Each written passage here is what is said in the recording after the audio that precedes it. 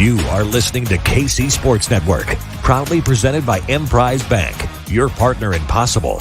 Who you do business with is more important than where they're located. Bank from the comfort of your own home with Emprise Bank. Coming up, the latest episode of the KC Laboratory Podcast with Ken Swanson, Craig Stout, and Matt Lane. Coming to you on the fastest growing sports media network in Kansas City. You can find all of our channels covering all the local teams wherever you listen to podcasts or on YouTube. Just search KCSN. And now, the latest episode of the KC Laboratory.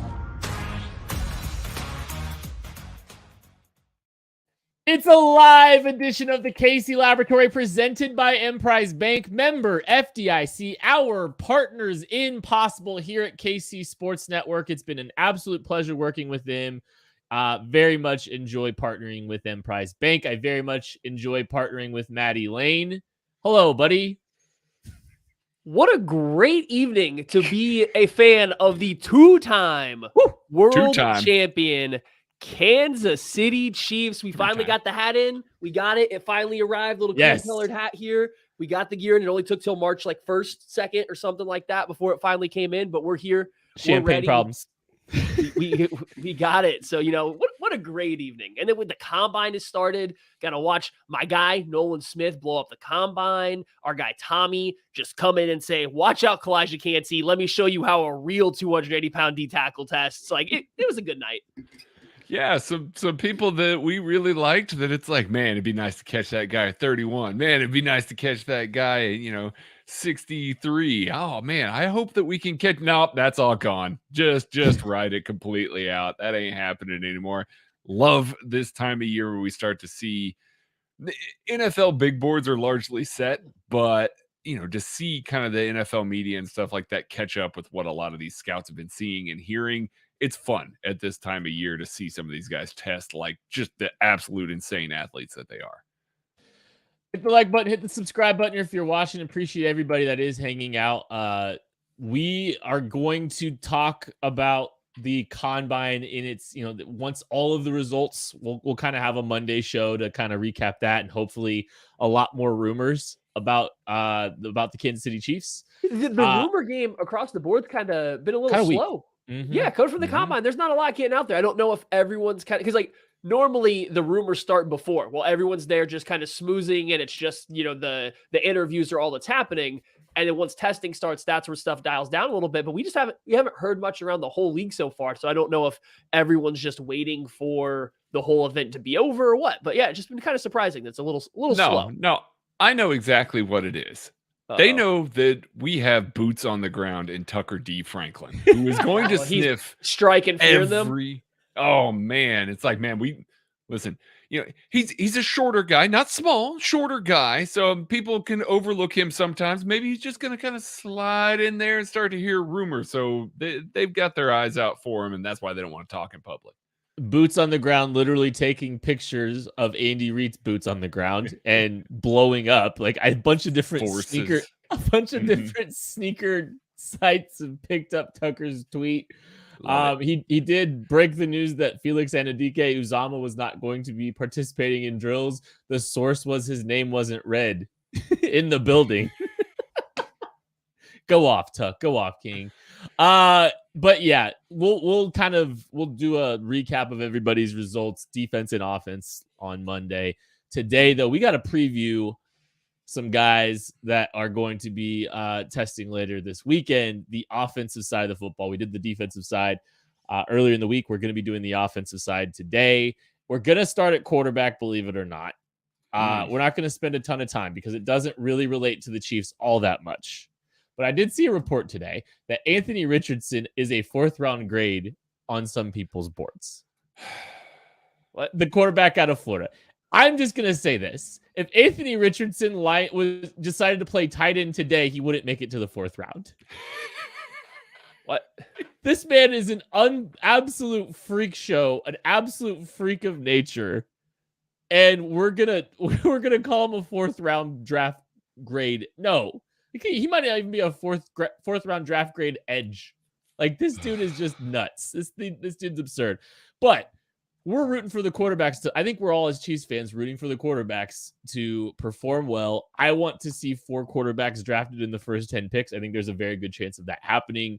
And I am rooting for these guys to test well. I think Anthony Richardson is going to be very fun. Whatever he elects to do this weekend, I am very excited to watch him perform.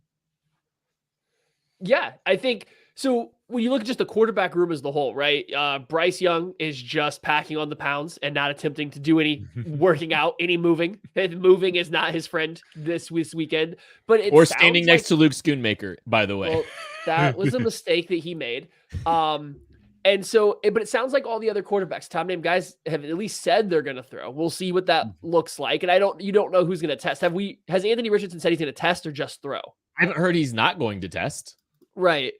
So he should test because him and Will Levis should test because both are going to test really, really good. And, it doesn't make sense, but being a quarterback that runs fast and jumping really high is going to adjust what, some people think of you, whether it's just national media or teams or whatever. So both should go out and test.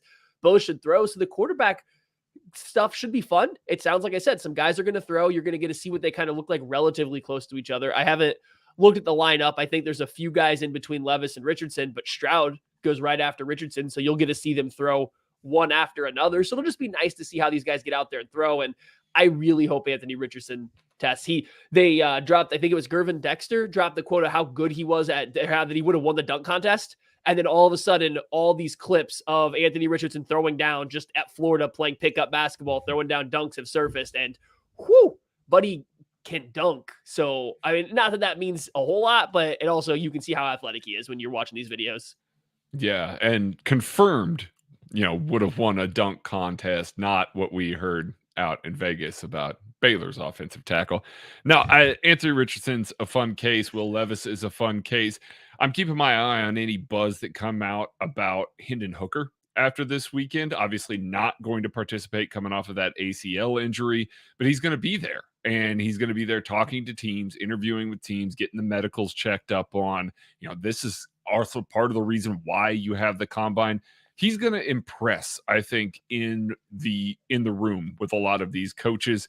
Seems everything we've heard about Hendon Hooker, loves football, sharp kid, is going to be able to adapt to a lot of different stuff. I think he's labeled as, basically a spread-only guy, and he's an older prospect, so that's going to knock him down. And then on top of that, you've got an injury that's going to further knock him down.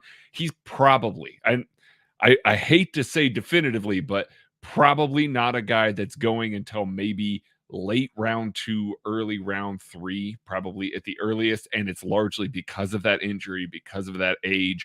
So older guy that you're already probably losing a year. But man, you could tell me, coming out of this weekend, that there's a team that just falls in love with what he's going to bring to the table, hoping that recovery is going to go a little bit better. That's going to get him drafted a little higher. And it will be entirely because of what he does off the field at the combine this weekend.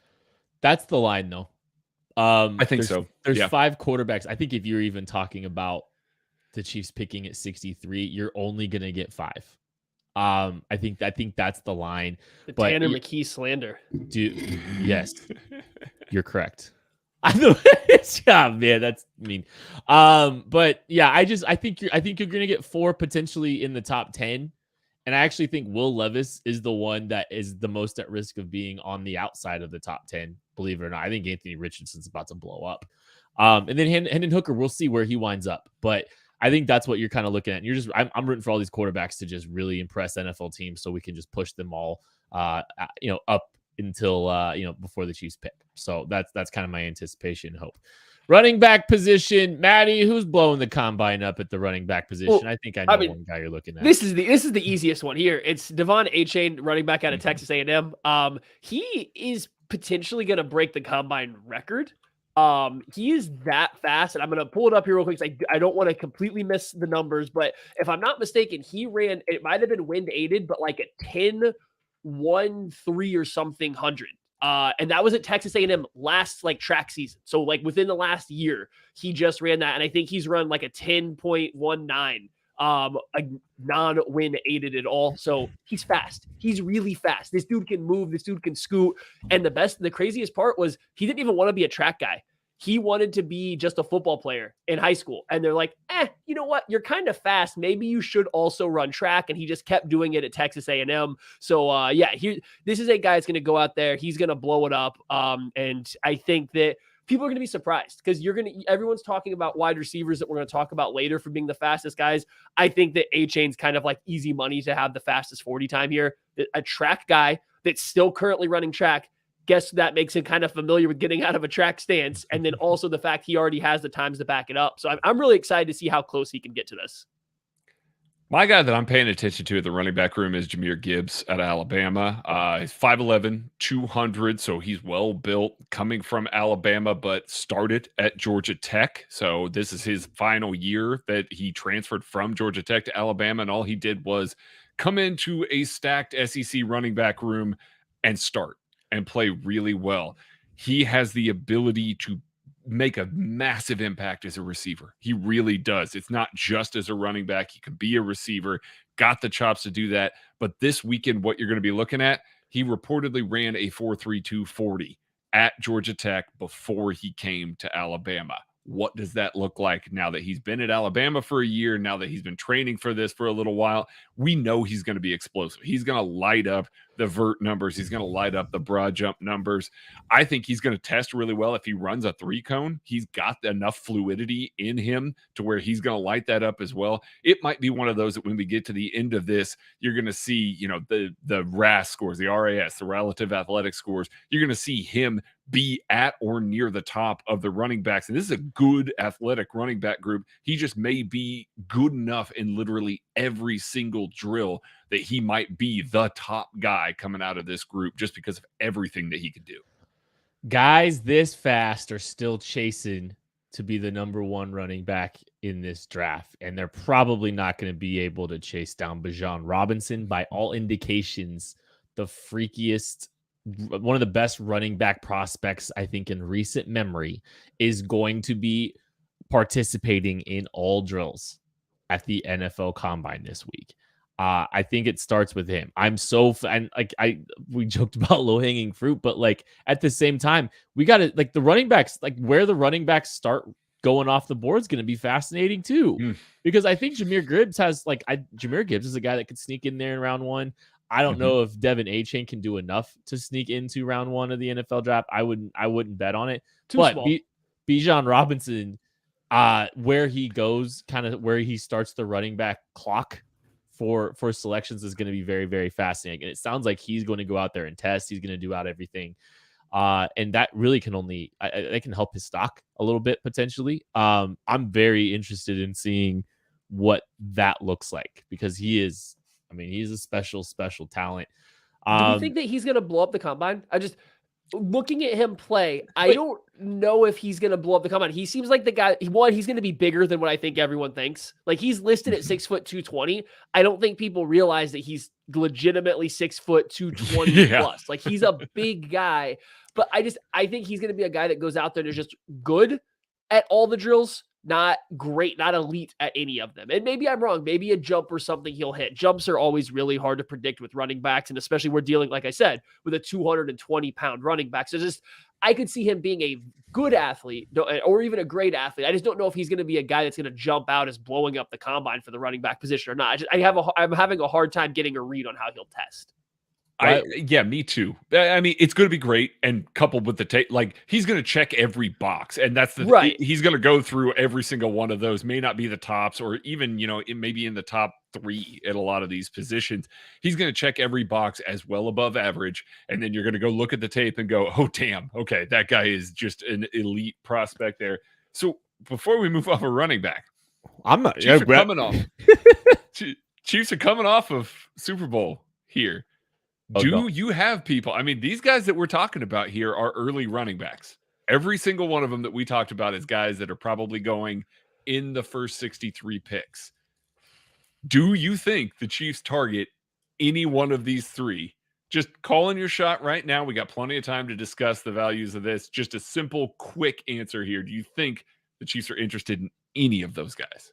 Can I start? Yes. Okay. No. No. They don't need to do that. They have other positions that they need more than a running back, and there's good depth don't in disagree. day 2 and 3. Don't disagree. No. Sorry, Well, Maddie, your rebuttal. Yeah, I think that there's an outside chance that A-Chain, despite maybe breaking the combine record, falls to late day 2, early day 3, You said just because 63. he might be under 190 pounds. He might be Yeah. under 190 pounds, and those guys don't go early. So if he falls and he's there in round 4, I hard consider a guy of that on Yeah, day 3. sure, I sure, understand sure. you were answering Craig's question about the top 63. I'm putting it out there that A-Chain might be small enough that he doesn't go in the top 63 picks. He doesn't go in the top 100 picks. It's just possible. The earliest I'd be happy is the end of third round. That's it. Yeah, it's only it's legitimately only for one of those 3 running backs too. And 2 of them won't be there. Gibbs and Robinson won't be there. I don't think A-Chain will when he runs crazy, but there's a chance. So that's just kind of where I stand on it. It's like I think those 3 guys are enough talent, and they would add enough to this running back room to be a good 1-2 punch with an Isaiah Pacheco that I would be okay with at the end of round 3 if the board fell the right way. I would be all about drafting Devin A-Chain in round 4 on day 3, like all about it. The Chiefs have 2 round 4 picks. They have one in the middle of round 4. I think that's the sweet spot for running back. There are some guys that are kind of worth paying attention to that could be available in that range. Zach Charbonnet out of UCLA might be one of those guys. I think he's just an interesting prospect. He's 6'1", 220 in the UCLA guide. We're going to find out what it actually looks like when he gets to the combine. But he's a bigger back that kind of plays, to me personally, like a smaller back. Like, I don't think he plays with the same kind of violence and physicality that you typically see out of bigger backs like that. But he's got, I think he's got some athletic profile to him, some fluidity through his hips. I'm curious about the long speed. That's a guy I'm kind of interested in seeing perform at the NFL Combine if he ultimately decides to run all these drills. So that's a guy. You like Charbonnet a little bit, don't you, Maddie? Yeah, I think so. And I think he looked a lot better this past year. I think there was some issues of his feet kind of stopping going into contact last year. And this year he fixed that a little bit. He runs. I thought he ran with a little bit more power for a big back this year. So yeah, I like him. I think he's a good quality running back that you snag up in the middle of day 3, an early day 3 even, and you're real happy with him. If you have to take him day 2, I think you're like fine, but I don't love it then. A guy that I think, another running back that I think needs to have a big combine, Zach Evans out of Ole Miss. Eric Galco talked with us, about when he was talking about Jadon Hazelwood, that he was one of the guys they tried to recruit straight out of high school to the XFL because he was a freak of nature. Then he got late recruited to TCU because that was the only option left for him. Looked pretty good there, went to Ole Miss, shared that room with one of the best freshman running backs in the NFL or in the college. A little bit of injured, dinged up all year, but he's fast as heck. Zach Evans is a quick dude. So I just think he could test well. The medical's got to check out and just see how he looks. He's a guy that has all the physical talent. It's just on field has been a little bit up and down. And it all started with, like I said, a little bit of a wonky recruiting process and finding his right fit. But here's a guy that I think could come out and compete for not the fastest running back 40 time, but the second fastest running back 40 time. And I think that'll really turn some people's heads when he comes in, over 200 pounds and can do that. Most of what I'm looking at running backs are guys that can come in and contribute on third downs. If the Chiefs elect not to bring back Jerick McKinnon again, Isaiah Pacheco is going to get a lot of the early down work and some of the pass down work. I want a guy that has some speed, has some pass catching ability, that can just kind of come in some limited roles, limited package, and do that. Kenny McIntosh from Georgia makes a ton of sense. Bigger guy. I know that everybody's kind of thinking of third down back. You're thinking of a smaller guy. No, he's 6'1", 210. Like he's a much more upright guy. Not the same sort of guy that you think about when you're thinking about Georgia running backs. Like, he's not going to pin his ears down and just plow through the pile or anything like that. He's got lots of speed and good soft hands at the running back position. A guy that would make sense if you're just flaring him out in the flat, if you're trying to get a guy up the seam to try and get a mismatch on a linebacker. He has some catch radius there, being 6'1", and he's got the speed to run by some guys. Could be like a nice little third down weapon on occasion in this Chiefs offense, being a guy that maybe you look at in some of these similar roles that we're talking about day 3 if he lasts that long. Couple notables wanting to keep an eye on Deuce Vaughn at Kansas State. I think the whole process will be important for him. Medicals, all that kind of stuff will be pretty big for him. Eric Gray, kind of interested in him. Roshan Johnson, Kendre Miller. Those are all guys that I'd be paying attention to, and I'm curious to see how they test as well. Let's move on to the wide receiver position. Let's go there. We've spent some time this week talking with Eric Galco a little bit about it. Doesn't sound like Jackson Smith and Jigba is going to be running. I think that's a bad move for him. Scared, terrified, A little bit. No, let's just talk about that real quick. I get the idea. Guy's had a hurt hamstring all year long, and you don't want to go to the combine where I don't know if the wide receivers are first or second, or he's with the last name of Smith. I'm guessing he's probably the second group of wide receivers anyway, right? So maybe he doesn't want to be up all day and doesn't get to his testing until 5 p.m. or whatever it may be. Like, I can come up with rational reasons on why he wouldn't want to test at Indianapolis and at the combine. That said, it still doesn't look good when everybody's wondering if you run a 4.6 or not, and you decide not to run. And to make it even worse, statistically, Ohio State's field for 40s is bad. It's a slow testing field. People usually test worse on their 40 at Ohio State than they do the combine. The combine right now is a fast track. It's a new track, second year, that it's been running on this particular track, and it looks fast. It is fast right now. He's making a technical error here by not running on a faster track and having to wait. Now, this all looks dumb if he goes out and runs a 4.5 at Ohio State anyway, then it doesn't matter, right? Yeah. We just got to wait 20 more days to figure out what he's going to do, but it's a bad look for those 20 days.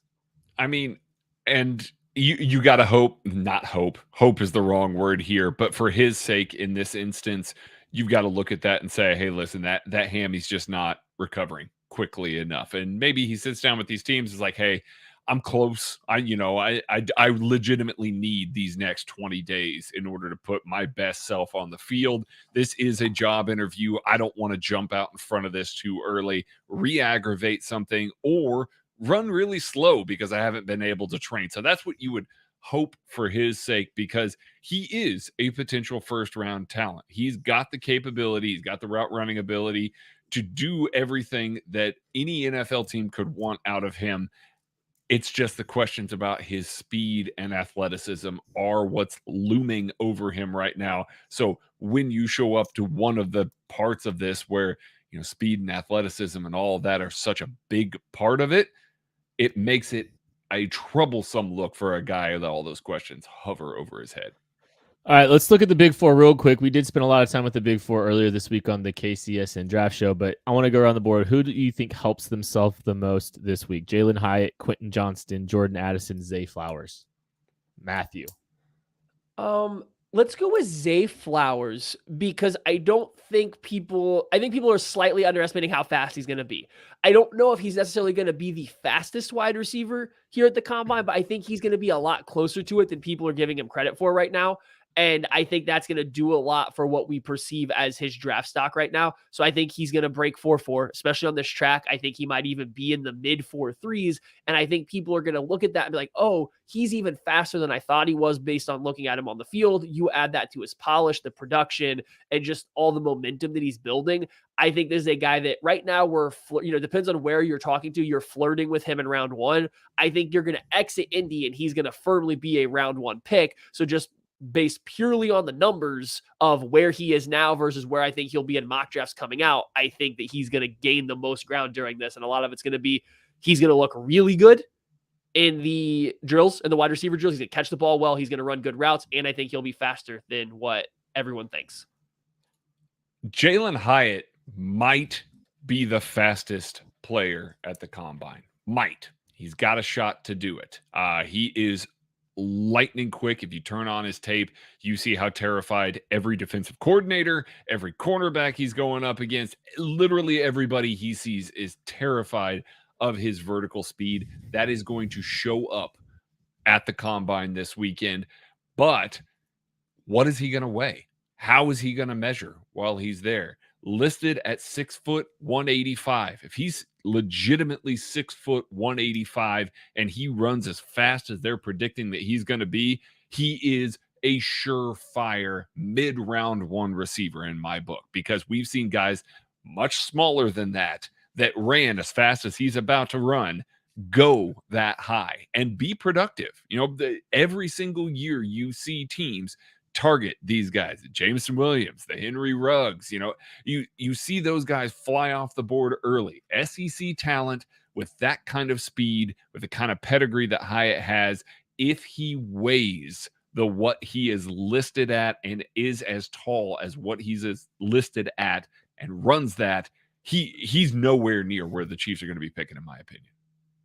I think Jordan Addison can help himself a ton with his linear speed to see just what kind of long speed he actually has. I think Maddie's been talking a little bit about, there's some questions about that a little bit if he's able to, stack receiver or stack cornerbacks the way you want him to. So I'll keep Jordan Addison I'll be paying attention to him. Just go around and look at some other receivers. Let's just all pick one other receiver we're kind of interested in looking at. I got a couple, but if you guys want a second, you're welcome to do that as well. Maddie, are you ready or you want me to go? You go ahead and go because I want to pick a group of receivers to separate. Of course, you're gonna pick a cluster. I think that's a lot better than picking one guy. Well, I'm sorry. Fine. But I'm gonna go with Parker Washington out of Penn State. Look, I'm a huge fan of his. I very much enjoyed watching him play football. He's a slot type. Had some of his high level tape is exceptional. It's very special. If you watch him against Ohio State, making some of these catches away from his body, some of the kind of acrobatic stuff that he's been able to do, trying to get the football, a dense, compact frame. I think he's a pretty good athlete, and Penn State has those guys primed and ready for this weekend. Like, this is Penn State's weekend right here. And I don't think that Parker Washington is going to be any different. He's a really young prospect too. He's a guy with a lot of football left to play. And I'm just very fascinated to see how this week goes for him. I think he can run well. And if that does happen, boy, he's an interesting day 2 type kind of slot receiver for me. If you see an athletic profile there, I'm a big fan of his.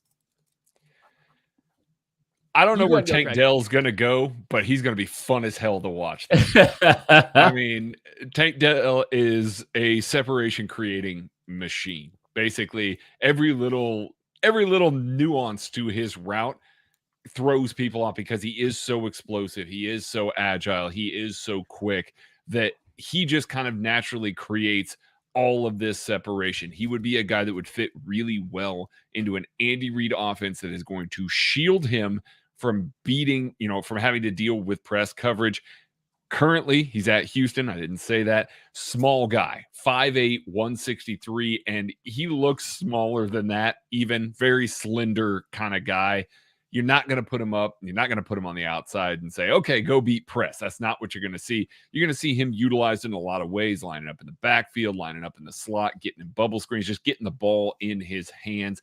When the ball's in his hands, he's fun to watch. Kind of goes down a little bit easy because, he doesn't have a ton of, power or physicality there, but he is fun to watch just because he is so agile and so fast. It's just a guy that makes a ton of sense for Andy Reid and a guy that's going to do a lot of fun things this weekend at the combine, just in all the drills and everything like that. We talk about guys who move differently. Tank Dell moves differently than a lot of guys, so he's just going to be fun to watch. Hit the like button, hit the subscribe button if you're watching, by the way. Appreciate everybody hanging out. Maddie, you could go, I guess. Okay, so, and I always bunch these three together, and I did it when we talked to Eric Galco, and I'm doing it here because I think this is where you have to separate them. Rashee Rice out of SMU, A.T. Perry out of Wake Forest, and Cedric Tillman out of Tennessee. They're all ball winners that have had success as vertical receivers, but it's based around more of their size and their ability to win at the catch point than their ability to run by anybody. I don't think any of them excel necessarily in creating yards after the catch, not necessarily the best intermediate route runners or receivers in the class right now. So which one of these three guys is going to come out and just separate themselves from the other with their testing, whether good or bad? There's been some buzz that Cedric Tillman's going to come out and test pretty darn well. So I'm interested to see if that's the case. If he can come out and prove to be explosive and have a little bit more speed than I think we saw, especially this last year where he was dealing with an ankle injury a lot of the year, then I think that could really catapult him above the other guys. Rashee Rice is in a tricky spot because he's going to be smaller than the other two. He's not as tall. I don't think he's as thick as the other two guys. So he really needs to test probably better than them to push his name up there above them and keep above them going forward throughout the whole process, because you can't be a 6-foot contested catch receiver if you don't have the athleticism to go with it. So it's just those three guys right now are all kind of saddled pretty close together for me. And I really just want to see one of them separate themselves as that's the big contested catch guy that I would like of that group.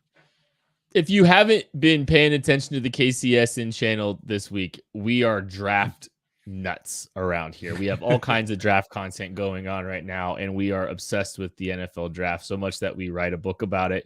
This is our 5th book. The KCSN draft guide's available for pre-order right now. There's a link in the description of this show. You're going to get 225 write-ups on prospects, 205, more than 225 actually, and how they fit the Chiefs. So you're going to get Chiefs specific draft content for you to have for the week. It's a whole book. It's like over 300 pages when it's all said and done. If you pre-order right now, you're also going to get 3 months of KCSN Substack to go with it. And all of that's only $12.99. So the link is in the description of the show. If you're watching right now on YouTube, if you're listening on the pod, to the podcast, the link's in the description wherever you are. You can also find it on Twitter and all that stuff. So it's a great book. We put a lot of work in it. We're obsessed with the draft. It's a labor of love for us, and this is the byproduct of that. So go ahead and click that link if you want to support that. Let's talk a little bit about the tight end position. It's a very deep group. We see Matt Reeves here. I wouldn't be upset if the Chiefs drafted Michael Mayer, Kincaid, Washington, Musgrave, all these guys. Great prospects, some very interesting players. They're all very, very different players. Let's talk about those 4 real quick. Who helps themselves the most? Matthew. I mean, I guess Luke Musgrave, because he's going to test the best out of the group, right? Like he's got the most available out there for him. He's going to run the fastest. He's probably going to jump the highest. Like he's going to be the guy that puts together the best athletic testing. And while there's been a bunch of reports about this is coming, like this isn't surprising anyone, it's still, once you actually have those numbers in front of you and you're going to look at them and compare him to other tight ends historically, you're gonna be like, oh, he's on a different, stratosphere of most guys that play this position. So at the end of the day, I guess he's going to take kind of the biggest jump out of that. Just at least that's my understanding of it right now. It'll be interesting. If he falls short of elite testing, it's going to be a letdown, because that's been a lot of his build up has been like, this is an elite tester. And I think it shows on the field, but if he falls short of being an elite tester, I think it is going to be a bit of a letdown for him. I was a little sad that Dalton Kincaid's not going to really take part in the combine, had a small fracture in his back. I think he would have been a guy that really could have helped himself by showing out there. So by default, too, honestly, I think he would have. Yeah. I'm less certain. Wait, I don't think. Okay, let's go into this. I got my guy after this, but go into this. I don't know if he's explosive or fast. I think he's very fluid. I think he's very smooth. Very fluid. I don't see him run away from anybody in the Pac-12. I don't see him create separation via explosion. It's because he gets out of his break quickly, but there's usually a guy right on his back when it's in man coverage. He's not getting away from them at any point in time. So it's just, I don't know. And I'm not saying I think he's a bad athlete. I have a silent with Bijan Robinson. I have a hard time getting a read on Dalton Kincaid. And I feel more confident saying that he is not super explosive or super fast for a tight end. And then you add on that he's 240 pounds and not explosive or fast. I don't know. I think he would have been we use RAS a lot, the relative athletic score for athletic testing to gauge stuff. I think he'd be a guy that's in the 8s, the low 8s. So, which is still good. That's still really a very good score. Yeah. It's just, I think the way people talk about him as a great athlete, you're expecting a guy to be in, especially anymore. I mean, everybody that's a good athlete anymore is in the 9s. And I don't think he would get there. Is Mark Andrews any good, Craig? He's pretty good. Okay. Just curious. I was just curious. No, so is Dalton Kincaid. Dalton Kincaid's a good football player. And I don't think Maddie's saying any different about that. But I don't know. He's turning up his nose right. He's like 16 pounds heavier than Dalton Kincaid too. True, so okay, well, I'm moving off of Dalton Kincaid here. No, by default, it's the guy that is going to get off the bus first and terrify everybody in Darnell, Washington. Like, this man is massive. He played at Georgia. He was essentially their third tight end, more of an inline blocker as a junior. He is 6'7", 265. He is a hell of a blocker and a guy that has a crazy wingspan. He has all the upside in the world. He's still learning to play the position. So there's a lot of nuances that you're not going to see from him. There's a lot of stuff in the drills that you're going to look at him and be like, that wasn't so great. But you're going to see him go out there and test, and he's not going to light the world on fire. But at the weight that he is and the size that he is going to have a lot of that density adjusted athleticism is going to be off the charts. And the fact that, speaking from the Chief point of view here, the fact that you can get a guy that you could slot in there day one and just say, hey, buddy, you're our inline tight end. We're going to line you up, play a lot of 12 personnel. You're going to keep Travis Kelce clean, and you're going to block your ass off. And we're going to teach you through Travis Kelce and through, Tom Melvin and all these other guys that are around here. We're going to teach you how to run routes, how to catch the ball, and how to use your size to the best of your ability. That is a guy that I am taking the gamble on 12 times out of 10. Michael Mayer is a pretty dense prospect as well. I'm very interested in what he winds up weighing here at the NFL Combine. I think he got listed at like 265 at Notre Dame, but he's probably he's kind of your traditional wide, but he's got a lot of flexibility to him, and I think he's got some really good linear traits. I'm curious about some of the agilities and stuff like that. So, yeah, I all of them are interesting for different reasons. They're all different types of all different types of tight ends. Any other tight ends that you're kind of excited to watch, Matthew? Yeah, Tucker Kraft out of South Dakota State, just because it's hard to get a read on a, FCS player's athleticism when you watch him versus that level of competition. It's hard to get a read on, is he fast? Is he explosive? Or is he just able to out-athlete the guys he's playing against because they're not professional level athletes, right? So it's just hard to get an idea. Does he come out and test like an NFL level tight end, or does he come out and test a little below that? And then you're just trying to determine is this guy going to be a number one tight end and a guy that you build your offense around a little bit, or is he going to be more of a tight end too, or more of the final piece that you use just to fill in a role that can catch some passes, block a little bit? So I think he's probably the guy out of the top four, maybe even including the top four guys that we listed, that has the most to gain just by how well he runs. This is the first time he's going to be comparing himself athletically to peers at the NFL level. So you're going to see where he stacks up to other NFL level tight ends athletically. And I think that goes a long way for him. Anybody, Craig? No, you guys have mapped out my knowledge on tight ends. Sam Laporta out of Iowa is very, very fascinating to me. I'm interested in what he weighs when he comes in. I'm interested in some of the measurables with the arm length, with the height. Because he's a guy that I think can inline. But I also I wonder if he's athletic enough, and I think he is athletic enough, and I think he can. I think he could play as your fullback at times too. I think he's a guy that can kind of have a little bit of versatility to his game. I think he's one of those players that can actually truly play some Y and some F for you, and that's a very nice asset to have. But I want to know what he's gonna weigh, what he's gonna test, those kind of things to kind of pair with it to kind of get a picture, because I really like his game. A lot. I mean, I've seen him used a lot of different ways in Iowa's horrendous offense. That poor man, put him in a different offense in college football. I would love to see what that guy would have been able to put together. He's good up the seam. He's good in the screen game. He can stop and start his feet enough where he can kind of be utilized in some of those kind of areas of the field. I think he's got a little bit of hip fluidity, maybe not quite like Dalton Kincaid, but he's not far off of him, I think, from that perspective. But I think the measurables will be pretty important from him when it comes to height, weight, arm length, those kind of things. All right, time to talk about the offensive line. This is nobody cares about this, right? Nobody listening to this cares about this at all, right? Definitely not the tackles right now. I'm kind of. This is kind of an interesting group because we're spending a lot of time talking about him, obviously, because there's a chance the Chiefs could need one next year or this year, or who knows what the Chiefs are going to do. Yeah. Who knows? Yeah. Who knows? But we're paying a lot of attention to it.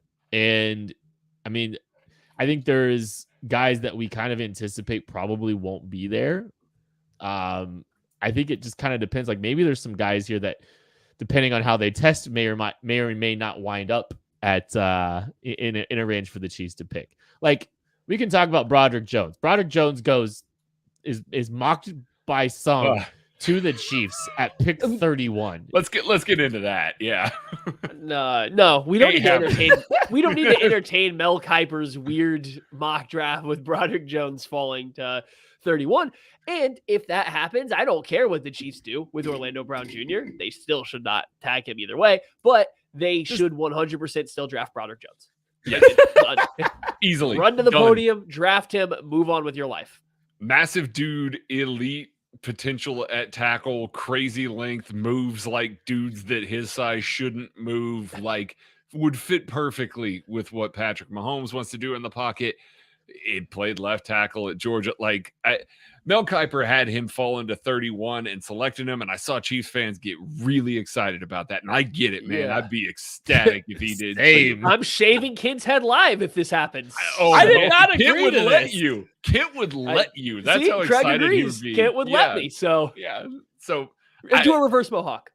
it's not happening. And I think you're going to see why this weekend at the combine. Like, he's going to move well. He's going to test really well, and he's going to look great in the drills just because he's got good movement skills. And at that size, at that length, he's going to be coveted by almost every single GM in the NFL. So I don't see him make it to 31 at all. Can Paris Johnson do anything to be OT1 in this draft, Matthew? I mean, he might be anyway, but like to cement himself as a OT1 or be the OT1, or is it just going to be Broderick? I mean, I guess if he goes out there and out-tests him, I think he'll be bigger. Like, he'll be bigger. He might be he's taller. He's probably going to be a little bit thicker. He's going to look thicker because Broderick Jones is a relatively lean offensive tackle. And so if he goes out there and out-tests him, essentially, like, I think that's going to go a long way. Both guys are still relatively raw. They need to develop. So, I could see plenty of I don't think it's going to be a consensus one way or the other, but I could see plenty of teams coming out and being like, okay, well, if they tested the same, or if the bigger, longer guy tested and more athletically, then he's, potentially the OT1. For me, I don't think it'll change. I think there's enough grace period between the two and how good I think Broderick Jones will test that there's a very unlikely chance that Paris Johnson overtakes Broderick Jones. I mean, is there any concern about Paris playing left tackle for just 1 year after switching to right guard and looking good? Don't get me wrong, looking really good versus Broderick being, the starting left tackle for back-to-back Natty champs. Well, he only started like 3 games last year for Georgia. Yeah, it was just true. in spot. He essentially only started 1 year at left tackle as well. He might have started at right tackle as a true freshman. I don't remember, but neither one of them have played a lot of games, right? So you're dealing with raw prospects either way. I think that Broderick Jones, while inconsistent, I think he shows a more natural feel for playing tackle than Paris Johnson does, but that's also because he didn't play guard for an entire season too. So you can't go wrong with either one, right? And we might as well just throw him in there. Peter Skoronski, I have him above Paris Johnson right now. I get the arm length. He won't be for every team. The Chiefs would probably not consider him an offensive tackle at all because he's going to have like 32.25-inch arms, right? That's just so far out of what they normally go for. I don't know if they would love him at offensive tackle. I do. And I think, look at the Northwest guys lately. We always talk about Penn State. Look at Northwestern guys. Those dudes test like crazy. So Peter Skoronski's going to test like crazy too. And no one's going to talk about how good he tests because he's going to come out and have 32.5-inch T-Rex arms. Yeah. I mean, who else had short arms? Rashawn Slater. He's doing okay at left tackle. He's doing all right. All right. There's this cluster. Like, we're talking about clusters. Maddie's talking about clusters. There's this little pocket of guys here that could wind up in round 1, could wind up past 31 where the Chiefs are picking. Like, this is the sweet spot, I think. There's 5 tackle prospects that it's going to get interesting here. Anton Harrison out of OU. Darnell Wright out of Tennessee. DeJuan Jones out of Ohio State. Matthew Bergeron out of Syracuse, Jalen Duncan out of Maryland. They all have different reasons to be excited, to slow down some concerns. Like, there's a lot of narratives here. I think, like, who can help themselves the most in this group, Matthew? Is it your boy? Which one's my boy? Balin Duncan? Nah. This is hard, right? Because I think all of these guys can actually help themselves a lot, and it's just kind of for different reasons. Like, does DeJuan Jones come in here and just showcase that he can move? Like, literally just move, and not even just a baseline level, because that's going to go a long way. If you're 350 pounds with his wingspan and arm length, and you can just move at a quality NFL level, that means a lot. If Anton Harrison comes out and is one of the best movers, one of the most explosive guys with, I think, some of the highs that you see on tape with his footwork and ability, his lateral quickness, then and realize that he's the youngest tackle here, all of a sudden he starts to look really good. Jalen Duncan, can he be over 300 pounds? Because really, I know you can test well, just can you be over 300 pounds? Like, all of these guys can make up a lot of ground here for different reasons. So it's just which one does. Or if they all do, which is your flavor? Do you like the massive DeJuan Jones that can move a little bit? Or do you like the, quick-footed Anton Harrison that's maybe got a little bit more upside, but might need some more time? Can you tell the type of tackles that we all like? Balin, Duncan, Kent loves Anton Harrison. These two want guys that can move and move really, really well. And are young. And are young. Yes, exactly. I mean, those two guys would be great additions to the room, and guys that are probably it's gonna be very curious to see where the run on tackle starts, how many go in the first round there. All of these guys, like, if you told me that the Chiefs called any of their names at 31, I'm not going to be shocked. I really am not. Like, if the Chiefs decided to spend a pick on one of these dudes, it makes sense. I'll go and I'll talk a little bit about Darnell Wright, just because I'm a guy that I've really enjoyed watching, primarily a right tackle, but played some left tackle as well. This man's just fun as hell to watch in some of the same way that that I really liked watching the Oklahoma State tackle, whose name is escaping me right now after a very long week, Tevin Jenkins, a couple years ago. And so I really like watching the fierceness that he plays with, the ability to put guys in the dirt, to basically be a mauler, be mean, assert his dominance from the right tackle position. And if the Chiefs were very content with what they were getting out of Orlando Brown Jr., and they were very content with him as a prospect, a guy like Darnell Wright makes a ton of sense to stick in there at 6'5", 330, out of Tennessee, has enough length to play for Andy Reid. Not going to be the best mover up the arc. You're not going to be one. You're not going to mistake him for Anton Harrison. Not going to mistake him for Jalen Duncan. But a guy that I think will move well enough and is going to be very strong. I think he's going to show that in some of the drills, that he could be a guy that's smart, strong, and capable of playing for the Chiefs at right tackle this weekend. I do agree with you, what you said earlier, though, Matty. I think all five of those guys can really help themselves in a big, big way. And that, I think, kind of bodes well for the Chiefs in some ways. In some ways, it doesn't. Like, that's a really strong group that you want to see continue to validate themselves, though, because I think all of them could, when it's all said and done, sneak into the back end of the first round or better than that. And I will just say this, and I think we talked about this a couple weeks ago. I think we did talk about this a couple weeks ago, that, whatever happens with Orlando Brown Jr., if he gets tagged this year and they plan to move on after this year, if they sign him to an extension, if whatever happens, if they trade him, whatever, I think tackle is a position you look at in round one regardless. You look for the right tackle potentially. Rich get richer. You can look for the replacement for Orlando Brown in an Eric Fisher situation.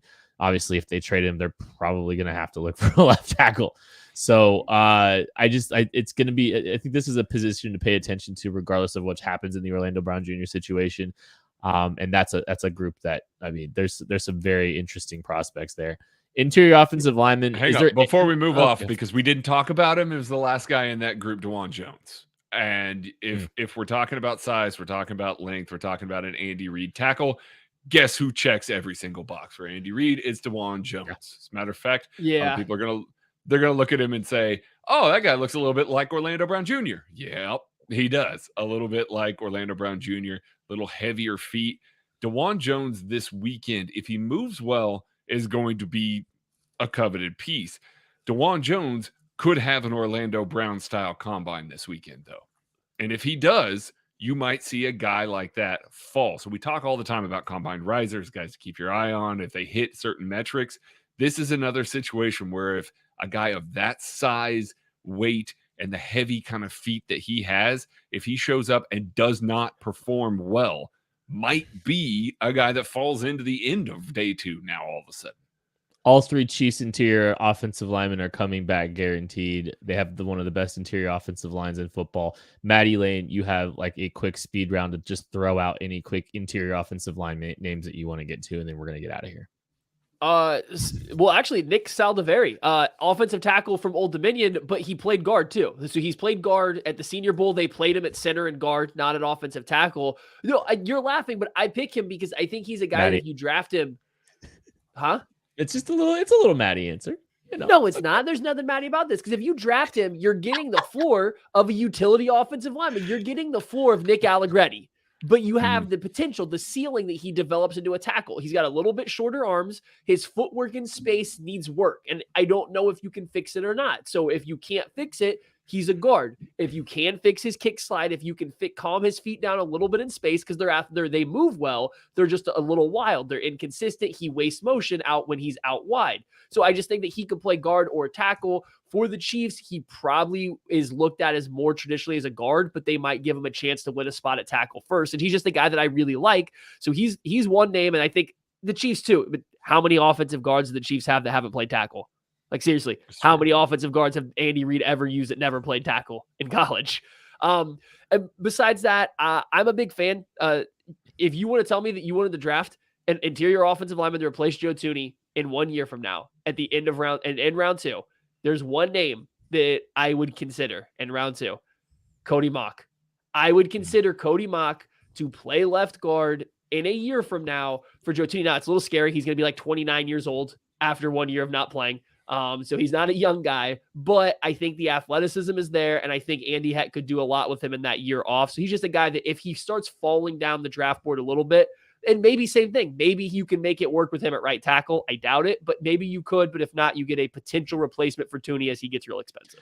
I will say really quick about Cody Mock. I do think that there is a chance. I know you're like a little hesitant about maybe kicking him out to tackle, but like he might be a guy that maybe is a little bit more utility type in his first year in Kansas City. So I don't know if I hate the idea of that one. We have him graded as an interior offensive lineman, but yeah, maybe they don't. Maybe if they need him in a pinch, that they can, they have someone with a little bit more of that flexibility too. That is going to do it for the KC Laboratory. We will be breaking down the results of the NFL Combine, both offense and defense, on Monday, and any rumors that might come before then. Hopefully there's some, because that's a lot of fun. But we are full speed ahead with the NFL Draft. It's been an absolute blast already, and we can't wait to talk more about it. And we'll be doing that here on the channel. Thank you so much. We'll catch you later. Shout out Jordan.